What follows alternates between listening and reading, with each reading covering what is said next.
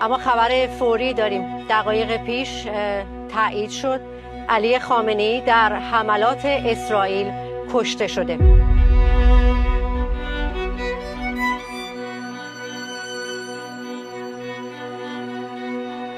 باید خون گریست در جامعه اسلامی که حتی احتمال کسی مثل بنده در او مطرح بشه.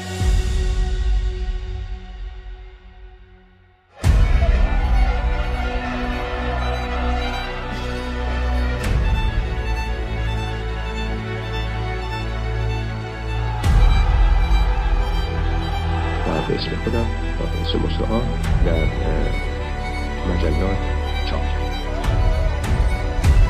پیام دقیق به ما رسیده است.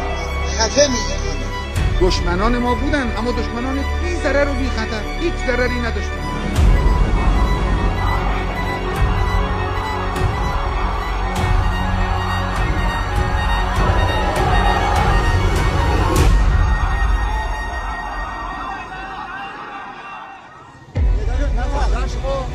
فشار بده میشه. فشار بده میشه. یا خدا. وای. وای.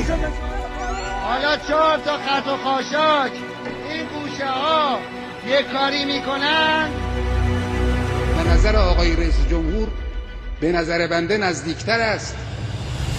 گفتم خدا بچه های بابشین خدا کشته میشن. خدا ستار من بچین خدایی کشته شد. خدا سعید چرا؟ خدا سعید چرا؟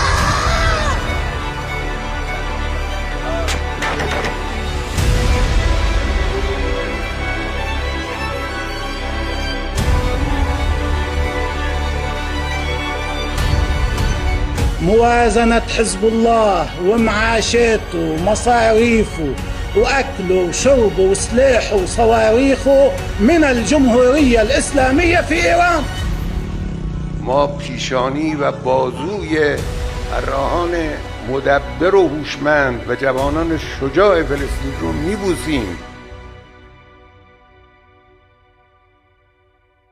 این جمعیت که شما میبینید فقط برای یه قطعه به زهراه، گوشه به گوشه خانواده ها داغدار شدن. ورود واکسن آمریکایی و انگلیسی به کشور ممنوعه.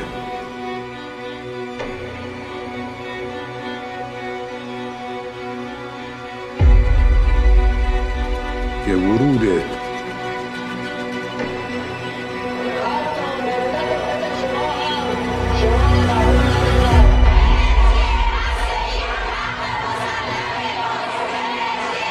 ما اگر 100 تا نیروگاه هسته‌ای داشته باشیم اما غنیسازی نداشته باشیم به دردمون نمیخوره.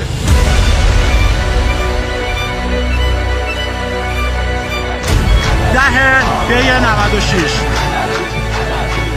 متحرک سلمیه چرا آتیش میزنی؟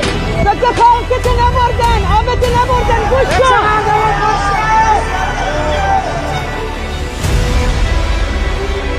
حالا یه سیلی دیشب به اینها زده شد.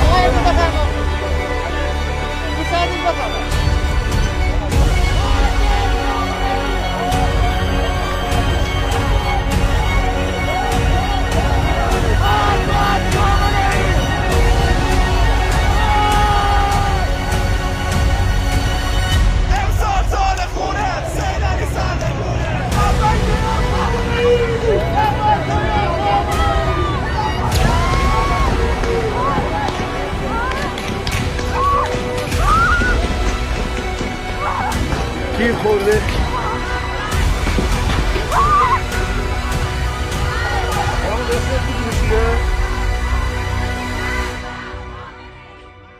فرزند ایران و جان فدای میهن.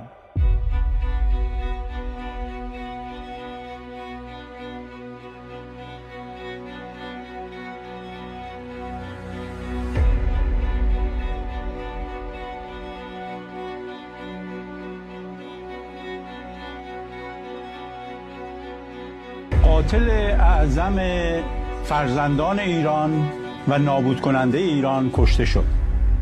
علی خامنه‌ای دیکتاتور تهران.